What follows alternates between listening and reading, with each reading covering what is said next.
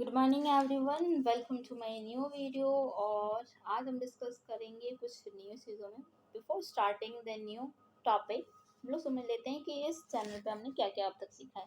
सबसे पहले हमने सीखे हैं लैंग्वेजेस क्या होते हैं, क्यों हमें डिफरेंट डिफरेंट लैंग्वेजेस सीखने चाहिए, कितने तरह के लैंग्वेजेस पूरे ऑल ओवर द वर्ल्ड में लैंग्वेजेस हैं, इंडिया में कितनी सारी लैंग्वेजेस हैं। उसमें से जो मेनली हम लोग जिस पे बात कर रहे हैं दैट इज़ इंग्लिश। इंग्लिश जो है वो कौन कौन देशों में बहुत ज़्यादा बोली जाती है।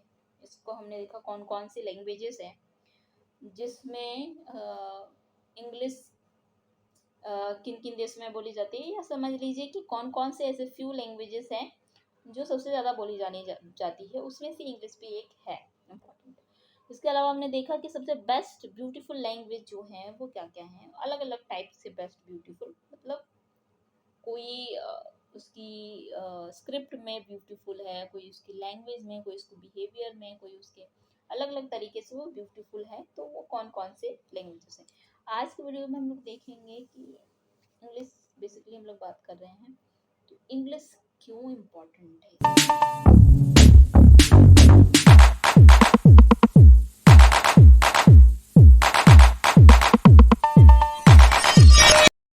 कि जितनी भी चीज़ें आप देखते हो वो आपको इंग्लिश में ही मिलती है।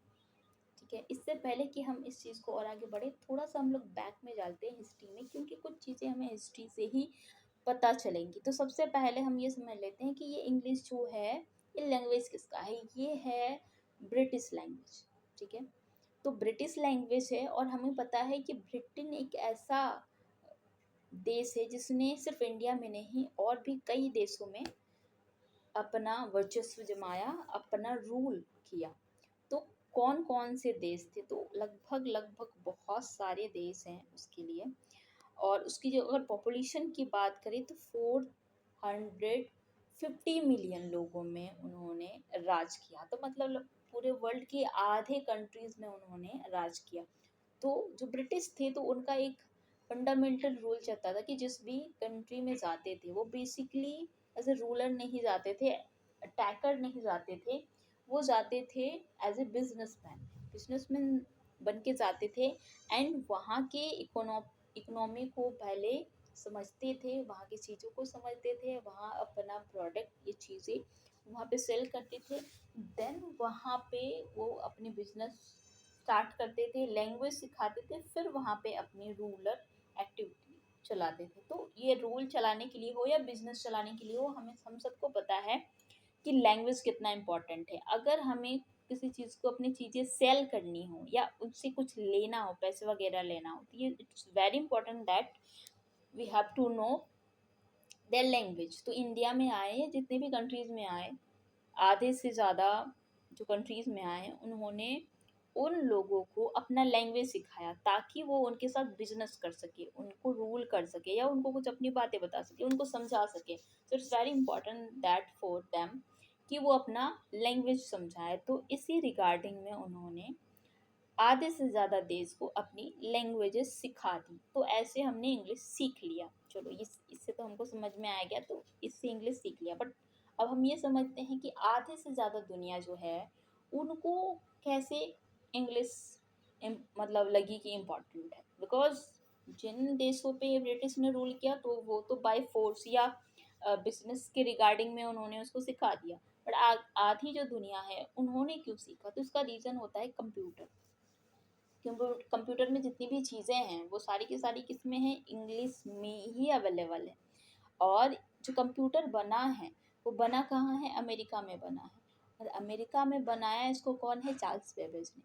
तो उनकी वहाँ पे जो अमेरिका में जो नॉर्मल नेटिव जो लैंग्वेज है दैट इज़ इंग्लिश। तो इंग्लिश लैंग्वेज है वहाँ पे, दैट्स वाई उन्होंने जो चीज़ बनाई वो उनकी जितने भी सिस्टम, जितने भी कोडिंग, जितने भी लैंग्वेज है कंप्यूटर के, वो सारे इंग्लिश में ही कोड किए।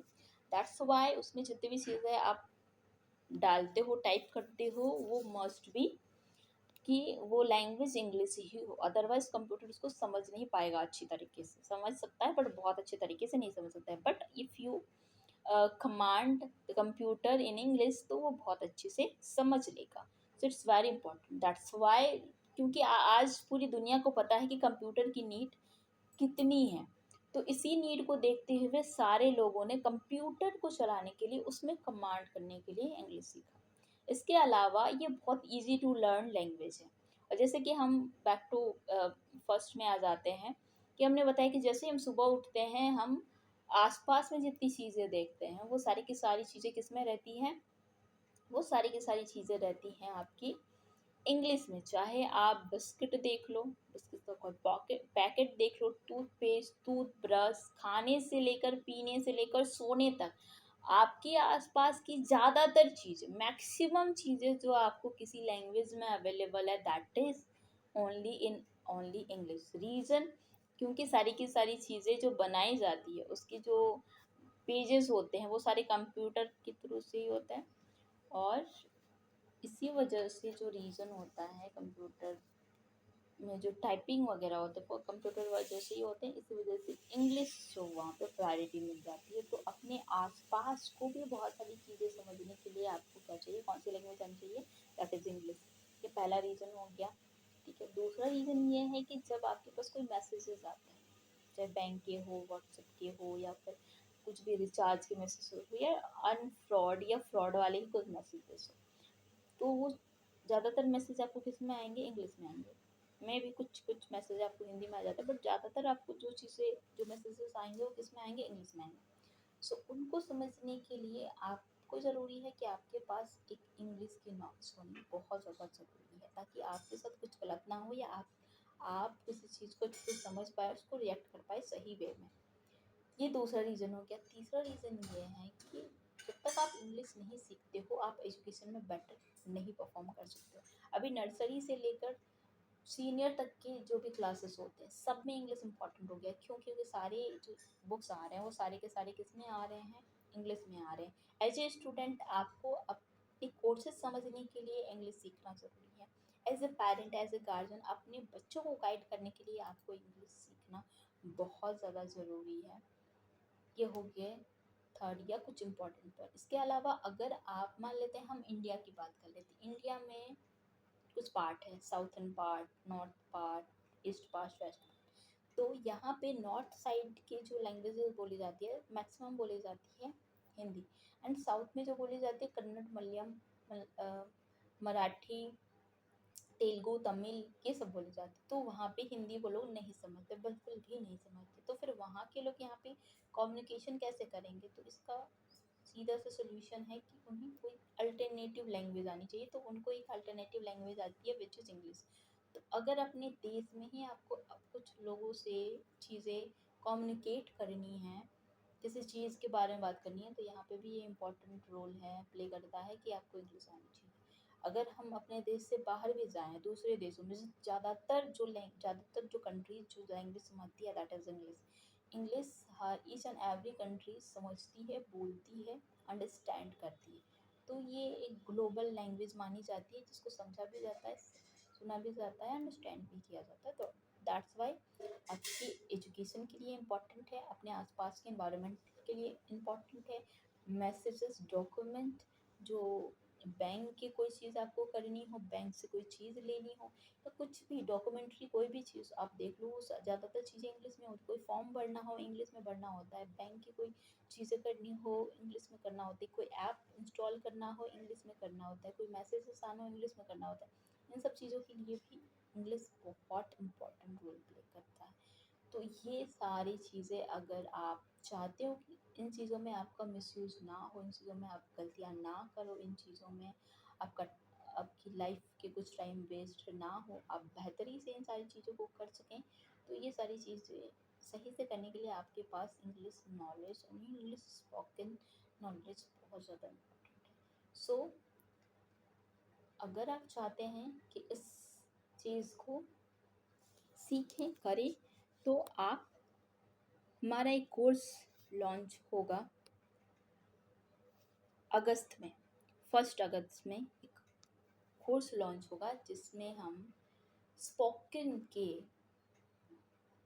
जो चीज़ें होती हैं, स्पोकन बेसिक टू एडवांस, वही सारी चीज़ें जो आपको महंगे कोर्स में मिलते हैं वो आपको बहुत ही सस्ती चीज़ों पे आपको यहाँ पे आप उनसे सीख सकते हैं और आप समझ सकते हैं कि इंग्लिश को कैसे बोले समझे एंड कैसे उसको उसकी चीज़ों को मतलब इंग्लिश अपने लाइफ में कैसे ऐड ऑन करें।